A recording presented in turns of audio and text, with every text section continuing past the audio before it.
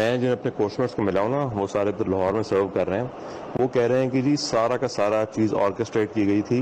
General साहब को इन्होंने इंटेलिजेंस बताई नहीं है, दिया ही नहीं, बताया ही नहीं कि जी क्या हुआ है। और जीएसएफ गायब हो गई है, क्यूआरएफ गायब हो गई है, डीजी रेंजर गायब हो गया है, जीओसी 11 डेव गायब हो गया है, इसका अपना चीफ ऑफ स्टाफ गायब हो गया है।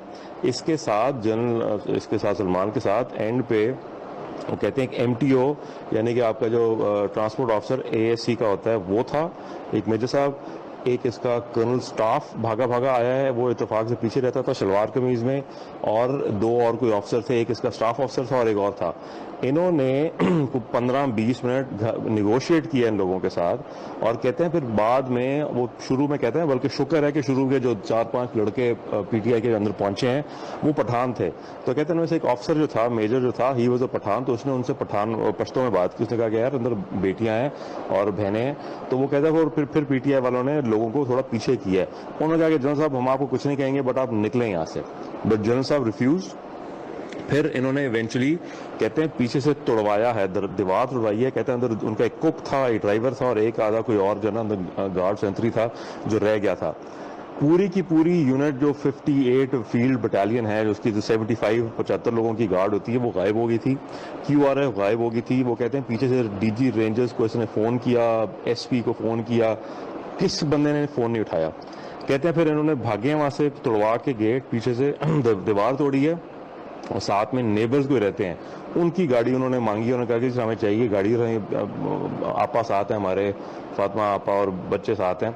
उन्होंने फिर गाड़ी दी इनको। कहते हैं 2 सिविलियन गाड़ियों में ये अपने पजामों ट्रैक सूट में वहां से कोर हेड क्वार्टर पहुंचे। और कहते हैं कोर हेड क्वार्टर पहुंचने के बाद, कहते हैं जी उसके घंटे के बाद सीओएस जो होता है, चीफ ऑफ स्टाफ इनका होता है, ब्रिगेडियर जो है वो आया है, और बाकी जीओसी वगैरह पहुंचे हैं। और उसके बाद तब तक सब कुछ हो चुका था, तब तो घर घुस चुके थे, उन्होंने तोड़ फोड़ करनी स्टार्ट कर दी थी। And that is the story. So भाई ये सारी की सारी जो ऑर्केस्ट्रेट हुई है ना, ये बहुत ऊपर लेवल पे हुई है। ये ऊपर से, ये बिल्कुल आंटी सही कह रही हैं कि ये जो चीफ है उसने बेसिकली ऑर्केस्ट्रेट कराई है through his own favourite officers. GOCs दोनों उसके साथ मिले हुए थे। आपका जो चिड़ियाघर के पास एक बहुत बड़ा सेटअप है ऑफ द इंटेलिजेंस, वो इन्वॉल्व था। क्योंकि अदरवाइज क्यूआरएफ आपकी कैंट में इतनी क्यूआरएफ खड़ी होती हैं, मतलब यू कांट इमेजिन, हर थोड़ी सी देर के बाद आपकी क्यूआरएफ खड़ी होती है। क्यूआरएफ एटलीस्ट 30 से 35 बंदा होता है, और एक ऑफिसर डिटेल्ड होता है। और इस तरह की सिचुएशन में तो डेफिनेटली इमरजेंसी डिक्लेयर हुई होती है। प्लस पुलिस वाला कोई नहीं था। मतलब ये वो जगह है, कोर कमांडर हाउस के सामने से अब यू टर्न करते हुए आप अगर 5 सेकंड लगा दो तो वहां पर इंटेलिजेंस वाले आ जाते हैं। जी आप क्या कर रहे हैं आप खड़े हुए? मॉल ऑफ लाहौर के सामने आप खड़े नहीं हो सकते, वहां पर आपके इंटेलिजेंस वाले नॉर्मल डेज में खड़े होते हैं, एमपी खड़ी होती है। ये it's an orchestrated complete attack है भाई। ये this is a fucked up situation. और कल उनको जो मैं जो अपने पोस्टमेट्स को मिला हूँ, वो तो यार मतलब पठान है, ऊपर से 2 मतलब करनैल सर्विंग इन लाहौर। वो कहते हैं कि पैंचुद ये ऊपर वालों ने मजाक बनाया हुआ है, अल्लाह खैर रखे। बट वो आई डोंट नो व्हाट्स। बड़ी इंटरेस्टिंग जो बात है, which is the timeline of his resignation and firing. वो कहते हैं जी रात 9 बजे इसको उन्होंने कमांड से हटा दिया था जनरल साहब को, विच मीन्स कि एजी ब्रांच ने रात को 9 बजे, यानी कि अब ये 6 बजे 5 बजे हुआ ये सारा कुछ, और 9 बजे उनका डिसीजन था कि जी इसको आपने फायर, इनको जीएचक्यू बुला लिया वापस, ठीक है। और अच्छा, बिफोर ही लेफ्ट जनरल साहब, before he left core headquarter में इसने बुला के कोर इंटेलिजेंस वालों और बाकी सारों को, एक तो खैर उनकी पतलून उतारी, but at the same time ही ऑर्डर एन ऑफिशियल इंक्वायरी। वो ऑफिशियल इंक्वायरी इन्होंने आगे जाने ही नहीं दी है। वो कहते हैं जी आपका जो एजी ब्रांच थी उसने इनको कहा कि जी nothing doing, you come straight to GHQ. 2 दिन वहां पर रखा है इनको, आपा वगैरह यहाँ पर रही हैं, इनकी जो मिसेज वगैरह, और उसके बाद उन्होंने उसको रात को उसकी कमांड रिलिंक्विश करा दी थी, specifically because he had order an inquiry कि हुआ क्या है, ये गायब कहाँ हुए हैं सारे। इसका मतलब है कि अब वो no one is going to find out कि एग्जैक्टली क्या हुआ था, because they are hiding something.